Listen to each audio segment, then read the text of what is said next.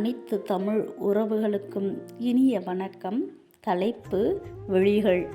மழை என பொழியும், சிலை என மிளிரும், கவியென பிளிரும், கனலென திமிரும், கல்லென இருக்கும், மெல்லென சிரிக்கும், கதிரென மிளிரும், கனியென சுவைக்கும், மலரென அசையும், வண்டென கடிக்கும், ஆளையே மடக்கும், ஆசையில் துடிக்கும், மடமையை எரிக்கும், மனமென இருக்கும், இதயத்தை கடிக்கும், இமையென துடிக்கும், இதமாக இருக்கும், இனிமையை கொடுக்கும், கல்லையும் செரிக்கும், மழையென இருக்கும், காற்றென அடிக்கும், நாற்றென வளரும், காதலை பொறுக்கும், விழியோ எமை செதுக்கும்.